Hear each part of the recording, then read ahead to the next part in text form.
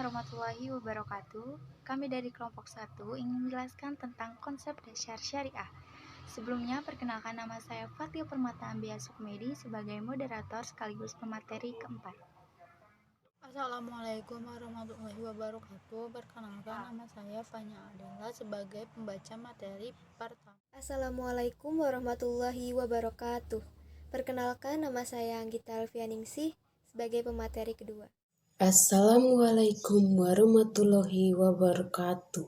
Perkenalkan, nama saya Agnes Wakei, pemateri ketiga.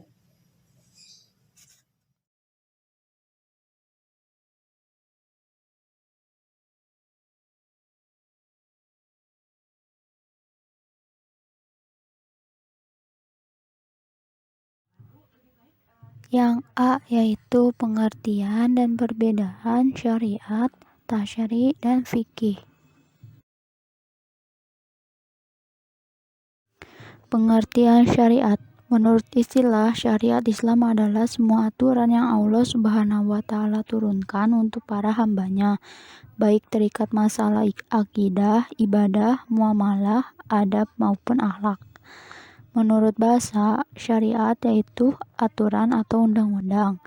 Menurut ulama, yaitu Imam Abu Ishaq Asy-Syatibi dalam bukunya Al-Muwafaqat Ushulil Ahkam mengatakan, arti syariat itu sesungguhnya menetapkan bahas tegas bagi orang-orang mukallaf dalam segala perbuatan dan akidah mereka. Pengertian tasyri.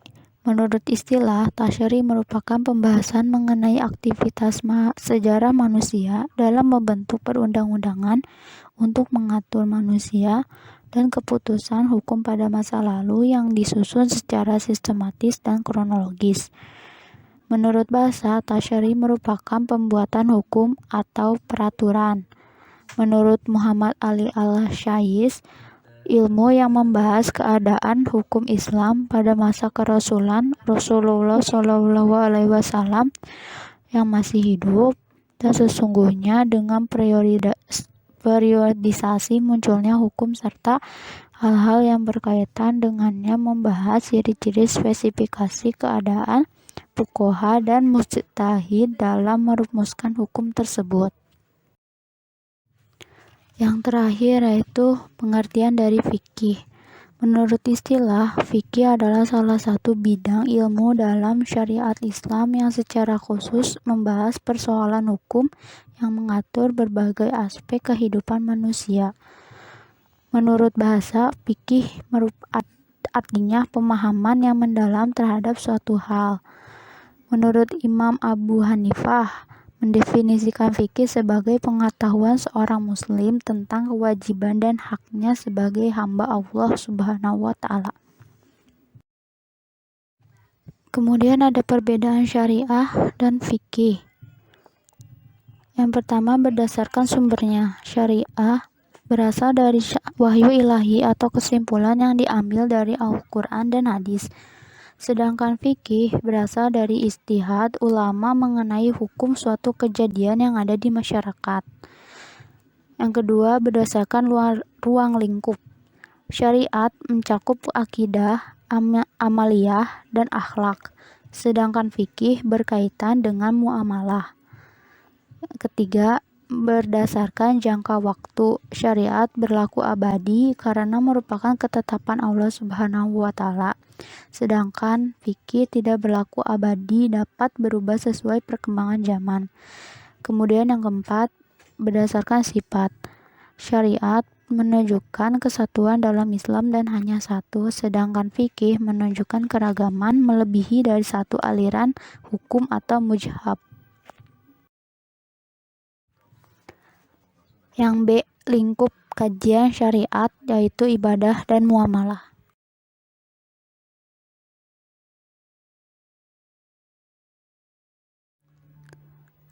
Ibadah artinya menghambakan diri kepada Allah Subhanahu wa Ta'ala. Ibadah juga merupakan tugas hidup di dunia. Berikut lingkup kajian syariat dalam ibadah. Yang pertama yaitu sholat.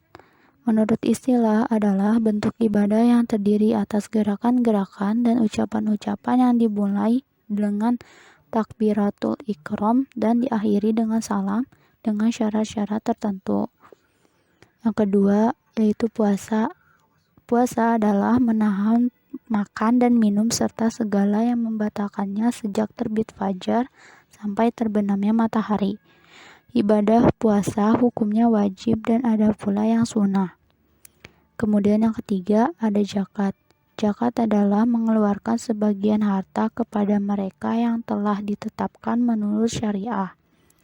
Mengeluarkan zakat hukumnya wajib bagi orang yang mempunyai harta yang telah mencapai nisab atau ketentuan minimal pemulihan harta kena zakat. Yang terakhir atau yang keempat yaitu haji. Ibadah haji adalah berkunjung ke Baitullah atau Ka'bah untuk melakukan wukuf, tawaf, dan amalan lainnya pada masa tertentu demi memenuhi panggilan Allah Subhanahu wa Ta'ala dan mengharapkan ridhonya. Ibadah haji hukumnya wajib bagi orang yang mampu dan mencakupi syarat-syaratnya. Ruang lingkup syariat Islam yang kedua yaitu muamalah, artinya aturan-aturan Allah untuk mengatur manusia dalam kaitannya dengan urusan duniawi dalam pergaulan sosial. Menurut Ibnu Abidin, arti muamalah secara luas dibagi menjadi 5 konteks bidang. Yang pertama yaitu muamalah muawadah maliyah atau hukum kebendaan,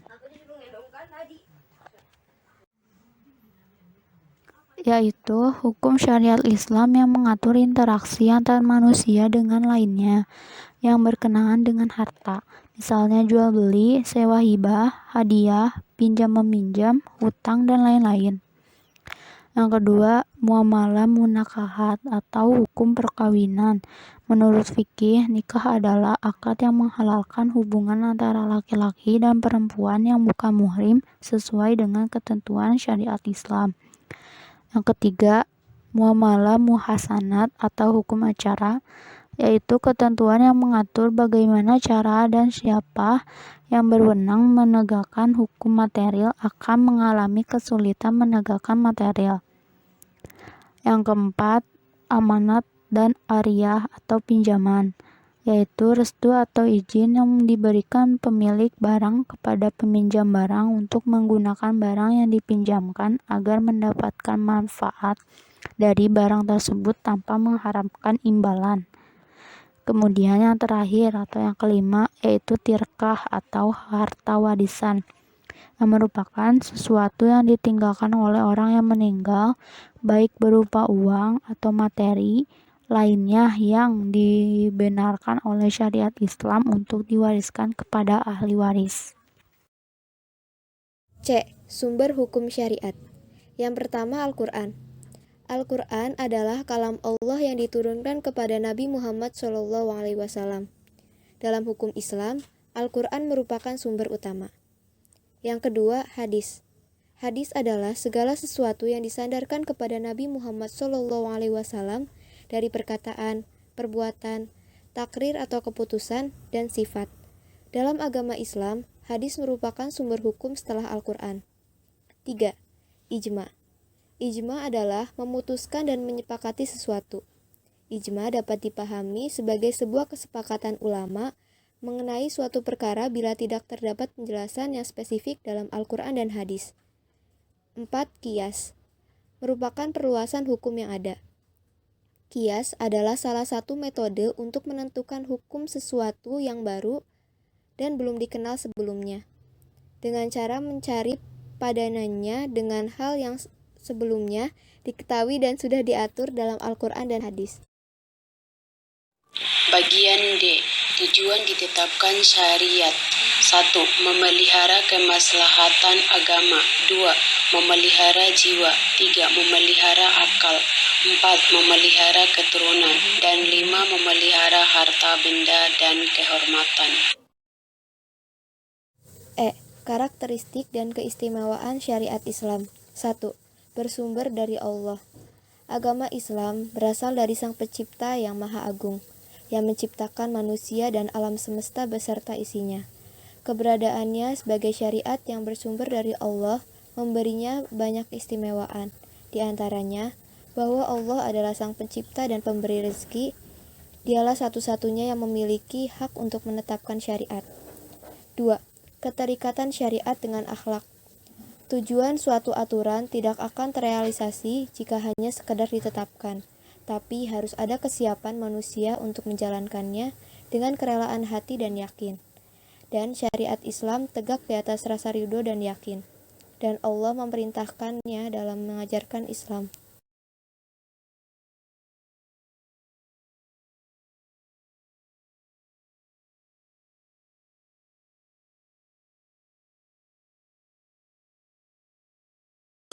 Sistematika hukum syariat.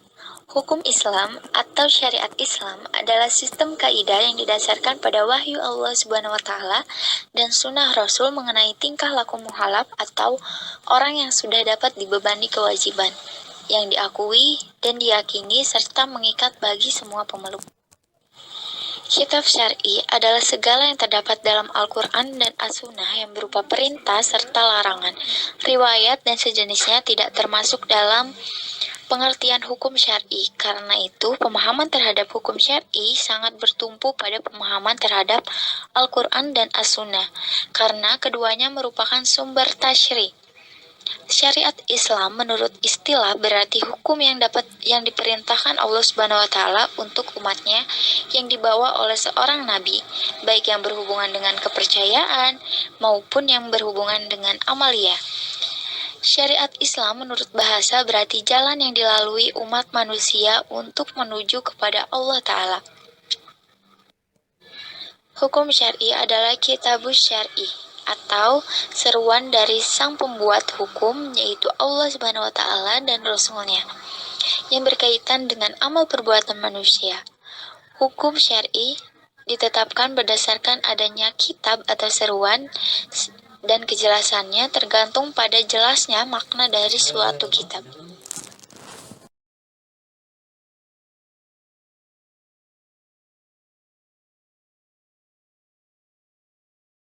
Itu saja materi yang dapat kami sampaikan. Mohon maaf apabila terdapat kekurangan. Terima kasih. Wassalamualaikum warahmatullahi wabarakatuh.